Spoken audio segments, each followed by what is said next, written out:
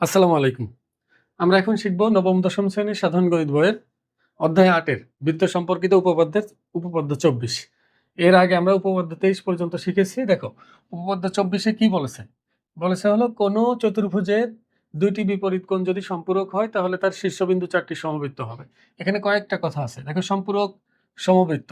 আগে আমরা আরো একটু কিছু তোমাকে মনে করিয়ে দিই। দেখো আমরা উপপাদ্য ২৩ এ কি শিখছিলাম?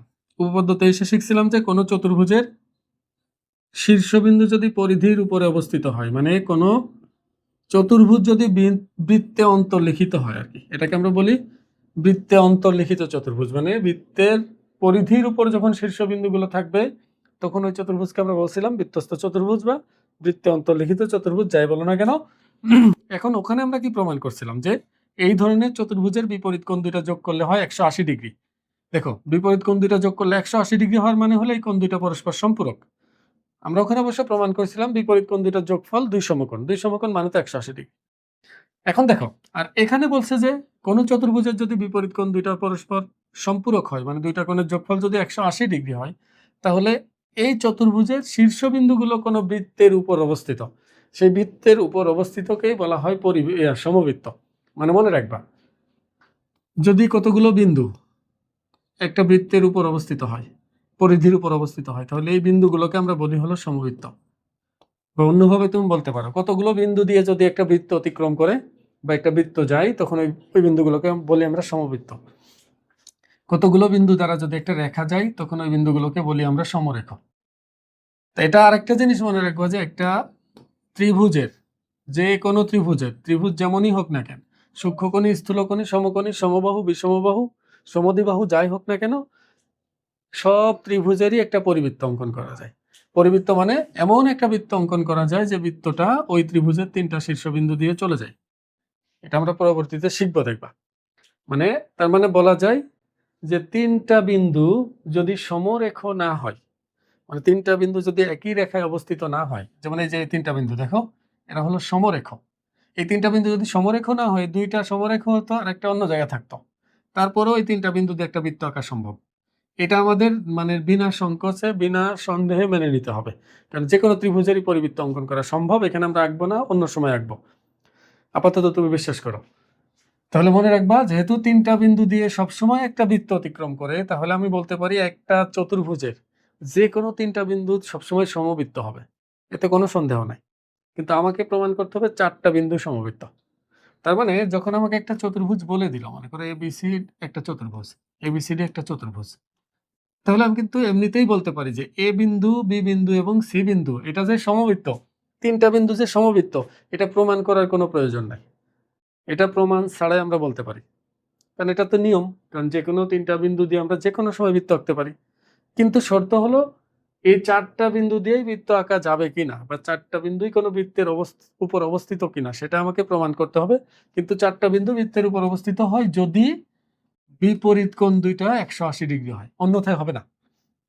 দেখো ত্রিভুজের ক্ষেত্রে কিন্তু কোনো শর্ত নাই, কোণ কেমন, বাহু কেমন, কিচ্ছু যায় আসে না। 3টা বিন্দু থাকলে, 3টা বাহু থাকলে তার শীর্ষবিন্দুগুলোতে আমরা বৃত্ত আঁকতে পারবো। কিন্তু 4টা বিন্দু দিয়ে বৃত্ত আঁকার জন্য শর্ত হলো বিপরীত কোণ দুইটা 180 ডিগ্রি হতে হবে যোগ করলে, অন্যথায় যাবে না। কিন্তু এটা আমাকে প্রমাণ করতে হবে। আমরা 23 নম্বরে বিপরীত উপপাদ্য প্রমাণ করবো এখন। মূলত 23 নম্বরের মধ্যে আমরা শিখেছিলাম যদি বিন্দুগুলো সমবৃত্ত হয়, তাহলে বিপরীত কোণ দুইটা যোগফল 180 বা 2 সমকোণ। আর এখানে বলছে দুইটা কোণ যোগ করলে যদি 180 ডিগ্রি হয়, মানে সম্পূরক হয় দুইটা, তাহলে বিন্দুগুলো মানে বৃত্তের পরিধির উপর অবস্থিত বা সমবৃত্ত। তাই এটা আমরা এখন প্রমাণ করবো। এখন প্রমাণ করার জন্য তুমি একটু খেয়াল করো, এখানে আমরা কিছু জিনিস যখন আমাকে বলে দিবে একটা চতুর্ভুজ, আমি আগে তোমাদের ধারণা দিই, তারপর প্রমাণ করি। প্রমাণ করতে তো কোনো ব্যাপার না, প্রমাণ করলে তোমরা এমনি বুঝবা। এ বিন্দু, বি বিন্দু, সি বিন্দু, ডি বিন্দু। আমি বলতে পারি এ বিন্দু, বি বিন্দু এবং ডি বিন্দু দিয়ে আমি যে কোনো সময় একটা বৃত্ত অঙ্কন করতে পারবো, যে কোনো সময়, কিন্তু নির্দিষ্ট শর্ত অনুসারে। আমি এখন তো একদম নিখুঁতভাবে এঁকে দেখাইতে গেলে সময় লাগবে। এরকম একটা বৃত্ত আমি যে কোনো সময় আঁকতে পারবো। তাহলে এ বিন্দু, বি বিন্দু আর ডি বিন্দু যে একটা বৃত্তের উপর অবস্থিত, এটা আমার বলারই দরকার নেই, যেহেতু বিন্দু 3টি সমরেখ নাই। এখন আমি ধরে নিলাম যে এই বৃত্তটা, এই 3টা বিন্দু দিয়ে যায়, এই বৃত্তটা এই বাহুটাকে তোমার এই বিন্দুতে মনে করে সেট করলো, এই বিন্দুতে। এবার আমি কি করব, এই বি এবং ই, যোগ করে নিব। তাহলে দেখো এখানে একটা চতুর্ভুজ হয়ে গেছে, ভালো করে খেয়াল করো, এখানে একটা চতুর্ভুজ হয়ে গেল। এটা বৃত্তস্থ চতুর্ভুজ, কোনো সন্দেহ নাই, অঙ্কন অনুসারে এটা বৃত্তস্থ চতুর্ভুজ হয়ে গেছে উপপাদ্য 23-এর মতো। তাহলে আমি এখানে বলতে পারবো কোণ এ আর এইটা, মানে এই কোণটা আর এই কোণটা যোগ করলে 180 ডিগ্রি হবে, এটা আমরা একবারেই বলতে পারবো উপপাদ্য 23 অনুসারে।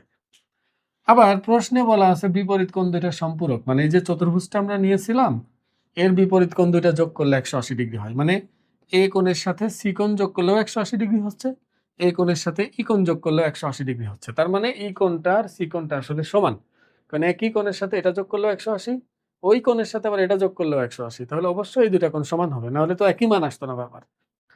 এবার তুমি বলো, এটা একটা ত্রিভুজ, এই ত্রিভুজের একটা বাহুকে এদিকে বর্ধিত করা হয়েছে, তার মানে এটা একটা বহিস্থ কোণ, মানে কোনো ত্রিভুজের যে কোনো একটা বাহুকে তুমি যদি বর্ধিত করো তাহলে উৎপন্ন যে বহিস্থ কোণ হয়, এই বহিস্থ কোণ বিপরীত অন্তস্থ দুইটা কোণ থেকেই বড় হয়, এটা থেকেও এটা বড় হবে, এই কোণটা থেকেও এটা বড় হবে।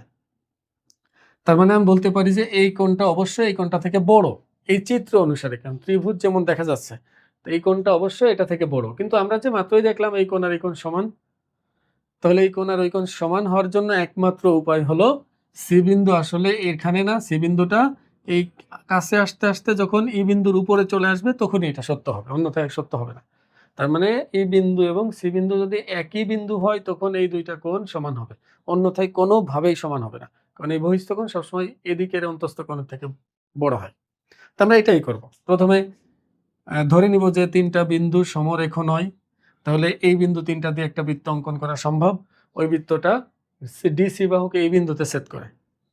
যেহেতু এবার এ বি ই ডি বিন্দু চারটি সমবৃত্ত আমার অঙ্কন অনুসারে, তাহলে আমি বলতে পারবো এ কোণ আর এই কোণ যোগ করলে 180 ডিগ্রি হবে বা দুই সমকোণ হবে। আবার প্রশ্নে দেওয়া আছে কোণ এ আর কোণ সি এর যোগফল দুই সমকোণ, বিপরীত কোণ দুটো যোগ করলে 180 বলে দিচ্ছে। তখন আমরা বলবো সুতরাং এই কোণ আর এই কোণ সমান। পরবর্তীতে আবার বলবো যে আচ্ছা এটা তো একটা ত্রিভুজের বহিস্থ কোণ তো এই অন্তস্থ কোণের থেকে বড় হবে, তখন বলবো যে আচ্ছা সি কোণ আর এই ই কোণ সমান হবে যদি সি বিন্দু আর ই বিন্দু একই বিন্দু হয়। আচ্ছা যখন সি বিন্দু আর ই বিন্দু একই বিন্দু হবে, ই তো বৃত্তের উপর অবস্থিত, তার মানে সিটা বৃত্তের উপর অবস্থিত, এভাবেই বলতে হবে। এটা এটা প্রমাণের সিস্টেম এটাই। তাহলে আমরা এখন প্রমাণটা করি এবং লিখি। দেখো চিত্র এঁকে নিলাম, এ বি সি ডি, আর এই বিন্দুটা হলো ই বিন্দু। এখন আমরা তাহলে আগের মতো বিশেষ নির্বাচনটা লিখি। দেখো বিশেষ নির্বাচন, মনে করি প্রশ্নে যা দেওয়া আছে, আগেরগুলো তোমরা দেখে থাকলে এটা খুব সহজে বোঝার কথা, প্রশ্নে যা দেওয়া আছে ওইভাবে লিখবো।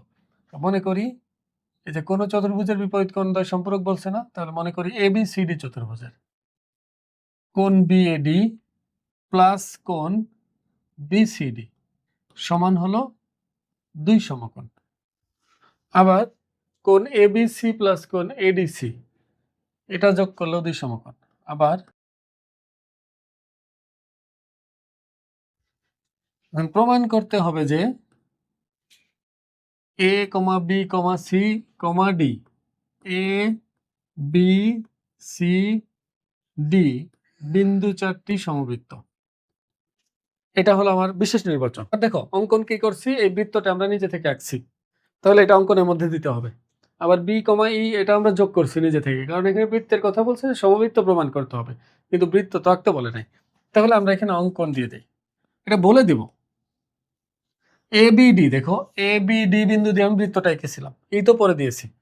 তাহলে এখানে আমরা লিখবো যে এ কমা বি কমা ডি বিন্দু তিনটি সমরেখ নয়, সুতরাং বিন্দু তিনটি দিয়ে কেবলমাত্র একটি বৃত্ত আঁকা যাবে। মনে করি বৃত্তটি ডিসি কে এই বিন্দুতে ছেদ করে। এবার বি কমা ই যোগ করি। দেখো আমাকে যেহেতু প্রমাণ করতে হবে যে এ বি সি ডি চারটা বিন্দু সমবৃত্ত, মানে চারটা বিন্দু দিয়ে বৃত্ত অতিক্রম করে।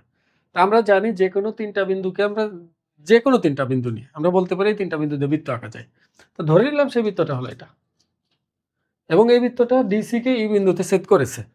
এখন আমার চিত্র অঙ্কন অনুসারে দেখো এ কোণ আর ই কোণ যোগ করলে 180 ডিগ্রি হবে, আর প্রশ্ন অনুসারে বিপরীত কোণ দুইটার যোগফল 180, মানে এই দুইটার যোগফল 180 ডিগ্রি হবে। তো এই দুইটা দিয়ে আমরা প্রমাণটা করে ফেলবো। তাহলে প্রমাণ, অঙ্কন অনুসারে এবি ইডি বৃত্তস্থ চতুর্ভুজের কোণ বিএডি প্লাস কোণ বিইডি সমান হলো 2 সমকোণ বা 180 ডিগ্রি, যাই বলো না কেন, এটা বলতে পারবো, একটা বললেই হয়। আর প্রশ্ন মতে বিএডি প্লাস কোণ এই বিসিডি এটাও 2 সমকোণ। এখন বলো, এটা যোগ করলেও 2 সমকোণ হয়, এটা যোগ করলেও 2 সমকোণ হয়, তাহলে অবশ্যই বাম পাশটা আর এই বাম পাশটা সমান হবে। তাহলে আমরা লিখতে পারি, সুতরাং কোণ বিএডি প্লাস কোণ বিইডি মানে এটার বাম পক্ষ সমান হলো এটার বাম পক্ষ। তাহলে কোণ বিএডি প্লাস কোণ বিসিডি। এবার বিএডি কাটা, তাহলে আমরা পাচ্ছি কোণ বিইডি সমান হলো কোণ বিসিডি।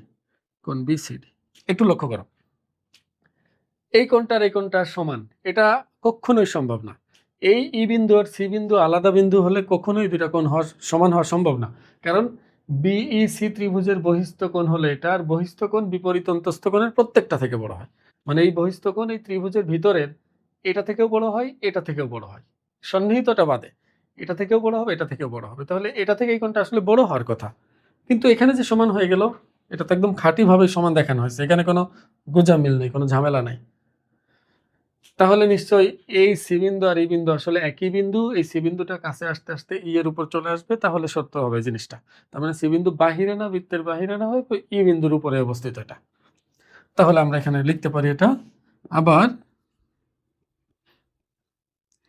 ত্রিভুজ বিইসি এর বহিস্থ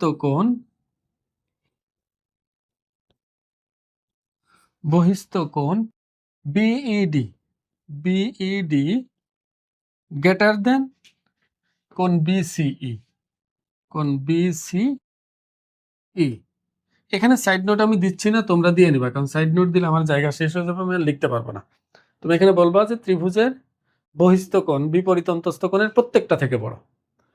তার মানে আমরা বলতে পারি এখানে যা অসম্ভব, এত বেশি কিছু লিখতেছি না, বইয়ের মধ্যে লেখা আছে দেখবা, যা অসম্ভব।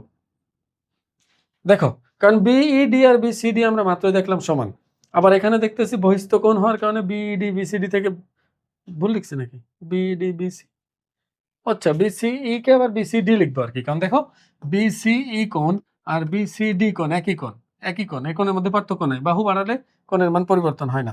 তাহলে এখানে জায়গা আসলে কম, তো তোমরা এখানে বিসিডি লিখে নিবা, আর একটা লাইন লিখে নিবা, কিন্তু আমি লিখলাম না, কারণ আমার জায়গা হবে না, আমি কম লিখতেছি না, তাহলে যা অসম্ভব। তাহলে সুতরাং এই বিন্দু আর ডি বিন্দু আলাদা বিন্দু না, এই বিন্দু এবং ডি বিন্দু একই বিন্দু, তাহলে যা অসম্ভব। কোণ বিইডি কোণ বিসিডি এর সমান হবে কোণ বিইডি ও কোণ বিসিডি সমান হবে যদি সি বিন্দু এবং ই বিন্দু একই বিন্দু হয়, সি বিন্দু এবং ই বিন্দু একই বিন্দু হয়। এবার লিখে দেওয়া যায়, যেহেতু ই বিন্দু বৃত্তের উপরে অবস্থিত, তাহলে সি বিন্দুটাও কি হবে, বৃত্তের উপর অবস্থিত, তখন বলে দেবো সুতরাং এ বি সি ডি বিন্দু 4টি সমবৃত্ত। তোমরা এটা লিখে নিও তোমাদের মতো করে, বইয়ের মধ্যে যেভাবে লেখা আছে ওটা লিখলে হবে। মূল কথা এটা যে দুইটা কোণ সমান হয়ে গেছে, আবার এই কোণটা থেকে বড় হবে যদি আসলেই ওটা বাইরের বিন্দু হয়, তাহলে এই দুইটার মধ্যে কোনো না কোনোটা মিথ্যা। আমি এখানে যেটা করছি এটা বেশি যুক্ত, তারপরে মিথ্যা কোণটা এটা আসলে বহিস্থ কোণ হবে না, ওইটা একই ত্রিভুজই এখানে উৎপন্ন হবে না, এটা একই জায়গা হবে। আমি আশা করবো তোমরা বুঝতে পারছো। আসসালামু আলাইকুম।